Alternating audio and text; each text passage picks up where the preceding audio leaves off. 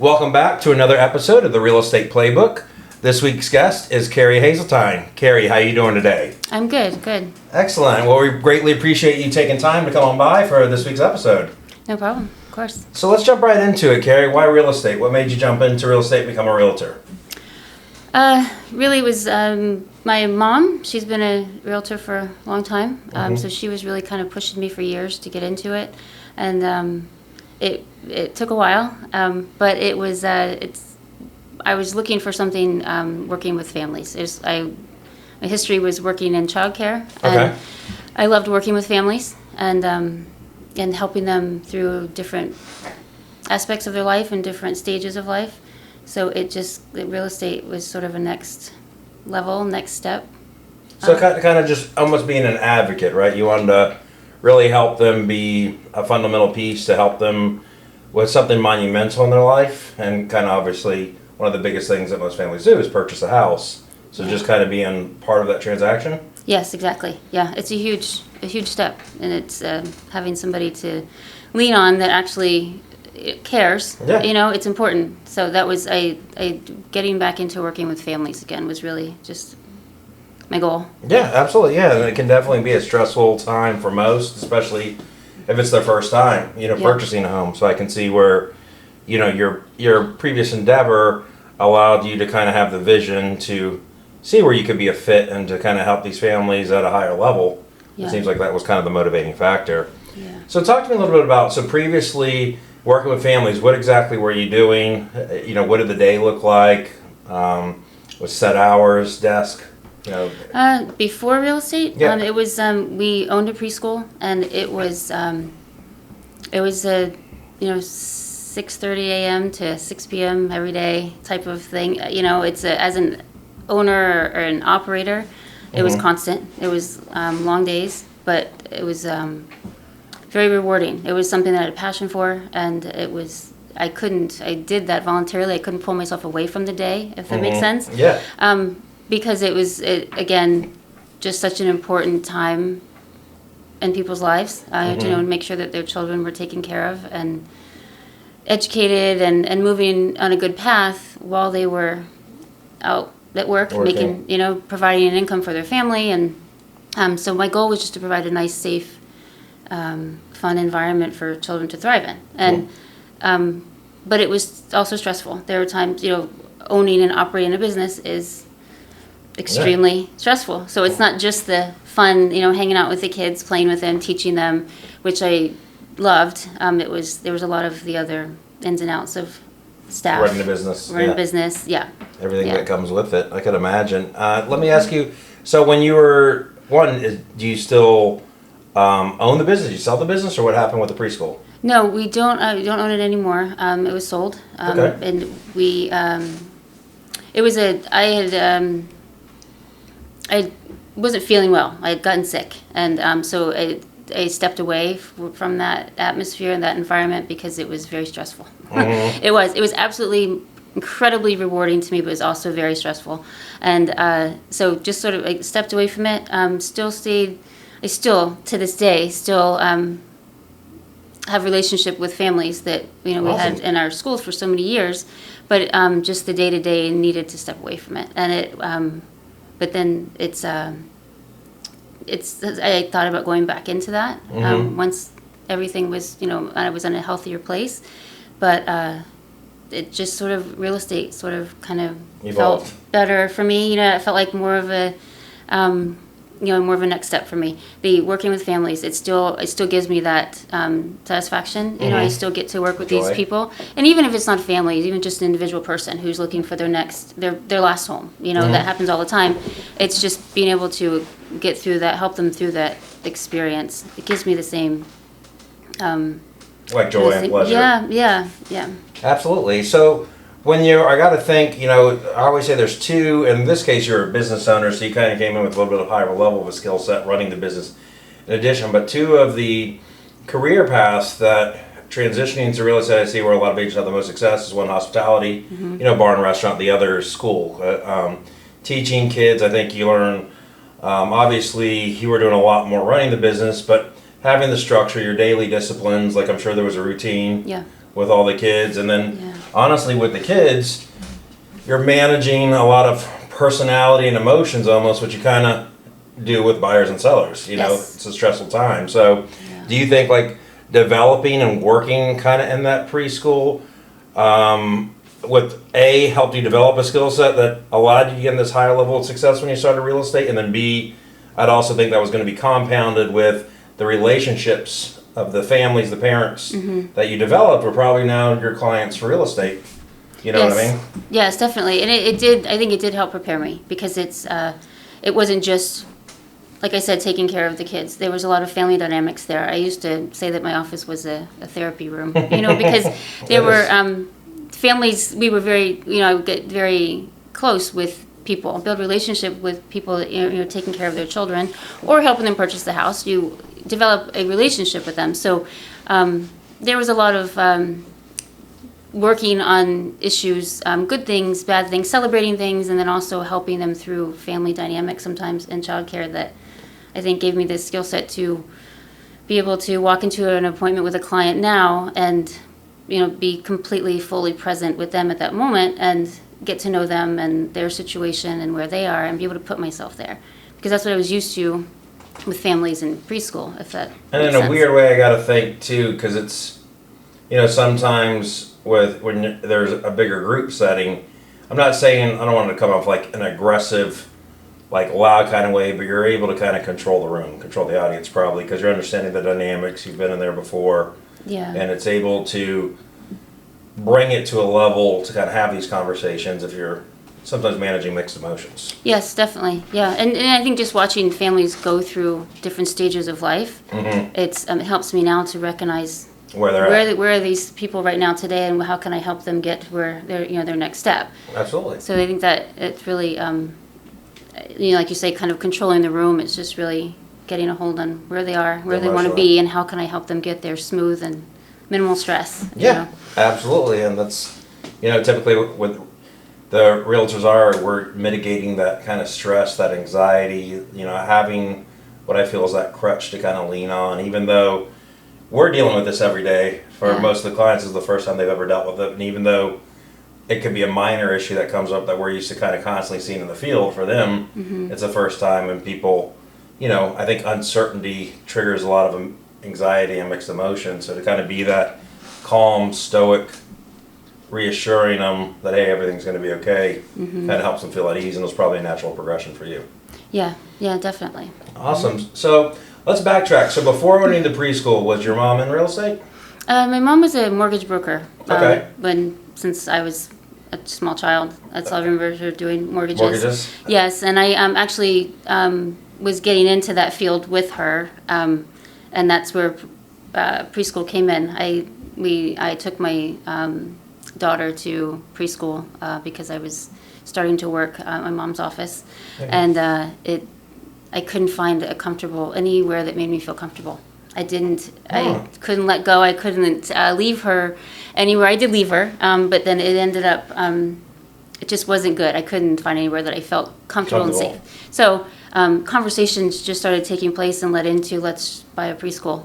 All right. One thing led to another. I think that's what made it so successful, though, because I experienced that. So every time a new mother or father or grandparent walked into that office, I knew they were looking for somewhere safe. You know, I knew what I needed to give them to make them understand this is. It's not the place you just left and checked out. We're going to, you know, give you a different experience here. So it's just, you know, doing things from the heart, everything you do. And real estate, preschool, it's the same thing. Absolutely. You know? I couldn't agree with you more.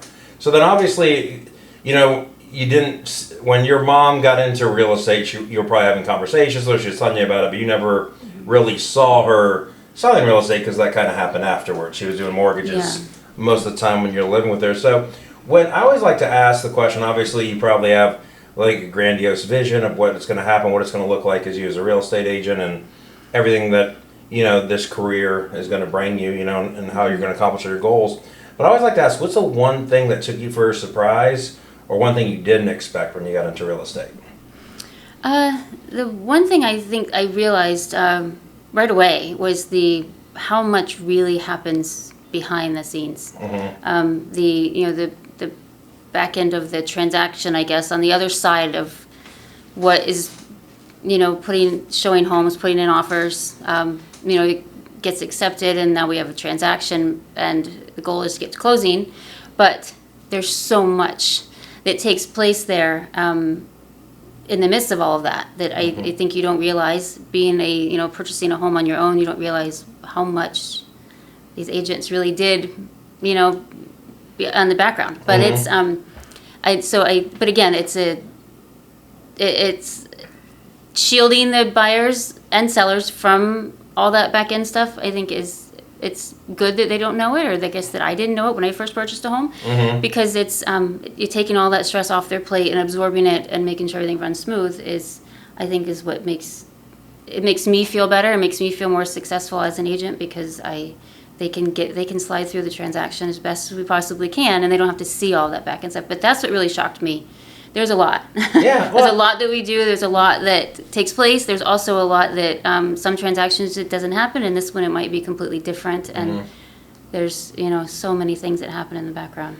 Yeah, and I think too a lot of times it's because from what you're experiencing, what you're also visualizing and seeing. If you're not into real estate, or you're not in a network where you're talking to realtors, you're just scrolling Facebook, everything's like great, new contract got executed, another happy buyer at closing, popping champagne, balloons going up in the air, all that good stuff. But nobody sees like the nitty gritty, like an inspection goes wrong, appraisal comes in short. Like nobody's making those types of posts. Yes, exactly. So it was kind of just almost being, in a good way, blinded and naive to those things, which thought everything was going to be like peachy and easy, and then kind of getting into it, you're like, what the heck's going on? I wasn't expecting this. Yes, yeah, especially the negotiations part. I think that's really where a lot of people don't realize how important it is to have somebody who's going to go to battle for you. Oh, yeah, absolutely. And they just, we generally just give them the phone call that it's worked out, or this is where we are, and, And they didn't have to go through all those 4 or 5 conversations before to get to that point. Yes. So, I couldn't agree with you more. So obviously right now the market is very volatile, right? We're coming in and out of waves, very hot, slows down a little bit. Inventory shortages, still seems to be a commonality where prices are going to be stabilized and then slowly increase depending on demand. What's one thing you're right now doing in the marketplace to ensure that not only are you having, duplicating the success you've had in the past, but being able to expand and build onto that as you have? It's I think just moving, pivoting with where the market is going, where the mindset of buyers and sellers as the market changes. And I often feel sometimes there's a buyers and sellers, they both have different opinions of really where it's at. And so I feel it's important to try to educate them and get them on the same page. This is really where we are, and today, tomorrow it could be different. So we might have to move around, pivot a little bit to that, but I feel like it's just moving with it. There's still people that need to sell their homes. There's still people that need to buy homes. So for me, it's just, and resources. Resources, I think, are huge. Having the fantastic resources with vendors and different programs, and just showing them what's available. I find that a lot of people just some of the people I've worked with recently, especially first-time home buyers, they're just unaware of what is really available to them. So regardless of where the market's going, I think if we can share what's available and get the right programs, the right situations in front of them and available to them, then it's just, it takes off from there. 100%. And I'm going to sum that up by saying that obviously there's a lot of things going on in their buyers and sellers, as you said, have different right now mindsets, right? Like buyers are probably thinking like prices should come down, I can get a better deal. Sellers are like, I'm holding firm, we're still in an appreciating market. But it sounds like what you're doing is managing expectations. You're kind of letting them know where it is, and as these changes come your way, you're kind of in your consultant advisory role, letting your clientele, regardless of buyer or seller, know what's going on in the market, so that way they have the information and they're armed with to make educated and informed decisions. Yes, yeah, exactly, yeah. Perfect. And then, right now there's a lot of agents who might have got licensed a couple of years ago, kind of came in, during that COVID time, made some money, they're struggling right now. Or maybe it's an agent who is newly licensed but really hasn't gotten into production yet, or somebody kind of on the fence. thinking about getting licensed or just passed their exam but haven't even started in the field, picked a brokerage yet. What would you say if you were to give like one nugget of advice? Like, hey, if you were to kind of alter the mindset, get back into production, or you're starting out, what's the one piece of advice that you'd give them? Wow. I think that you have to work hard. You have to work hard. It's absolutely 100% rewarding, but you have to work hard. And then it's just, to me, it's my mindset when I'm working with people. You have to serve people well and work with your heart. And your intention is to help people with this next step in their life, huge next step in their life. And so to me, to somebody else, I see, agents sometimes ask, what do I, in a downward spiral, or I don't know what to do, and it's just pick up and keep going. You got to work hard, just keep going, and not let anything really get you down. Does that make sense? There are some... Stay positive mindset. Yeah, you just got to keep going. To keep moving forward. I feel like it's maybe not the best advice ever, but it's what worked for me. There are days when it's like you're twiddling your thumbs. You don't know, there's nothing happening. You just got to keep going. Something. You got to get up the next day and positive mindset and keep going. Yeah, and that's the thing, is it's the most simplistic advice is sometimes the advice that everybody needs, and there's no flashy object or technology that's going to get you there. It's just got to put in the work. Yeah. And I think to kind of expand on what you're saying a bit, obviously you got to have the strong work ethic, you got to put in the hours. But what I heard from you is you got to be accountable, not only accountable to yourself, but accountable to the clients you're serving, and lead from your heart and do it with passion, and not just be chasing the commission. Like, we generally care about their circumstance. Sounds like, hey, obviously you got in this career to make money. However, your primary focus is helping families kind of find homes, and the money, where it's kind of where I don't want to say it's secondary. Like, obviously you need to make income, but you're of the mindset the money's going to come as long as I do the right job. Yes, absolutely. Yep. It's everybody has to make we need to make an income. We need to provide for our families. We need, we have to get paid, but that's important. But it's for me, I've seen several people that I've known that were in real estate and it didn't work out for them, but I think it was more they were chasing the transaction and the commission, and it's really not, you're not going to have, people aren't going to enjoy that experience with you. For me, it's more about building relationships. The more I spend time building relationships with these people and serving them well, the more it just flows. It just rolls. They just keep showing up. They just keep coming around. You know what I mean? It's just I feel so much better when I get a new client from a referral than I do just picking up a lead somewhere. It's just so to me that just keeps my motivation to keep working hard for these people. Absolutely. So it's more for me about building relationships, and again, I think if I could give that advice to new agents too, just work on building relationships with people. That's going to grow. I think that's going to grow your business more than how many transactions you want to get in a month, Yeah, it's definitely a belly-to-belly business, and I think, it's all about the relationship building and then helping service as many people as you can, and obviously that's how you're going to grow your business, by developing those relationships and cultivating them. Yeah. So obviously you ran when you're running the daycare or the preschool, 6:30, 12 hours, it was probably a little bit easier to, I don't want to say that because I know you had a lot of stress and things you were dealing with. You had more of a structure, right? You're like, hey, these hours I'm going to be at the office. One of the things that most agents struggle with, especially if they taste success or brand new, but they haven't really started to hit a high level of production such as you have, is what I call work-life balance. And it's just kind of working a schedule or a calendar and being able to take care of all their tasks, all their family obligations, all their work obligations for themselves and their clients, and then personal obligations, whether it's yoga, the gym, whatever it might be. I don't know if you have any tips or tricks, but share anything that helped you develop a habit where, I know most people say, hey, I don't have it down yet. We're always kind of working on creating that structure. But what are some things that allowed you to get in a habit or routine where you're able to accomplish all of your personal, family, and real estate goals? Well, one thing that helped me a lot was advice from you with the calendar. Just sort of reverse engineering your calendar. And that really helped me quite a bit to find balance, because there were certain days and appointments that were family and that needed to stay. And when I first started, I was just 100% available to my clients all the time, and that was that needed better balance.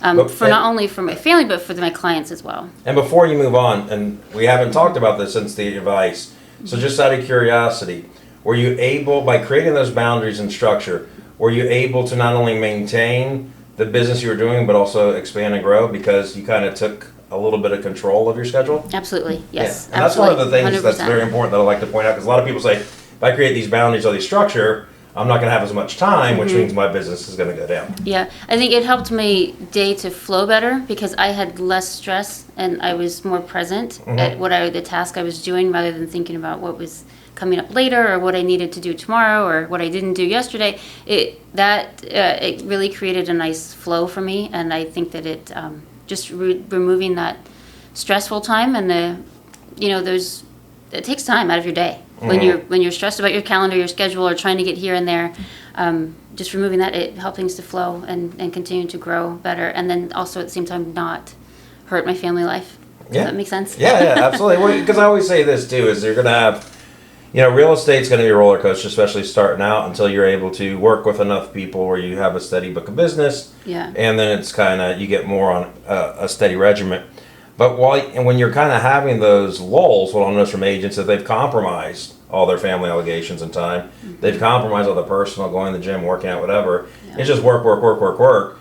And then you're kind of in a downward cycle because, sometimes you can have a great month, 5 people you're working with, they all pin contracts. Other time you can be working with 10 people and none of them pinned. But if you're like, all right, I'm not having much success in this business this month, and on top of this, I've sacrificed everything from my family, everything from my personal life, you kind of get in your own head, like, what am I doing? But I find that if you're able to manage and balance and still not miss out here, then you kind of understand the sacrifice it's worth, and it's just a matter of time. So I think a lot of that has to do with the mindset and then creating that because it is important. Because especially starting off in real estate, because no one's going to get in and just, I'm not saying people don't get into production quickly right out the gate, but to have that kind of consistency and figure everything out on every level and manage that, there's going to be a little bit of turmoil. So it's good to kind of not lose what I would say is almost like a safety net, your support, like the things that make you feel good, the things that you enjoy doing with the people you want to be around. Yes, yeah.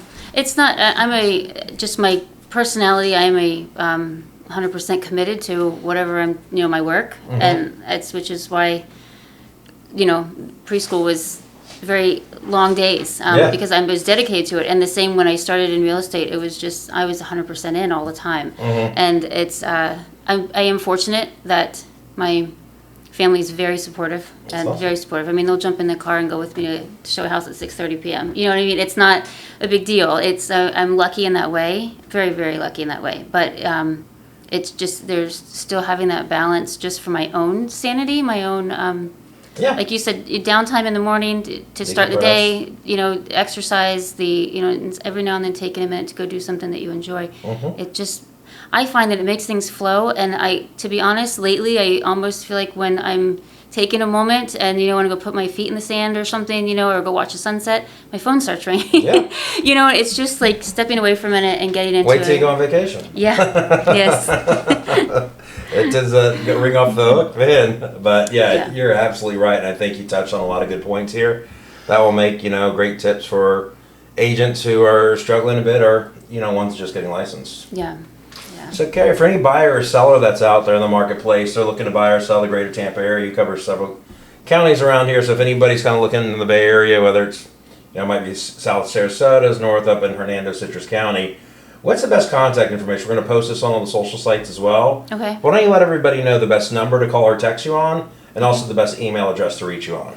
Okay. Number is 727-243-5217.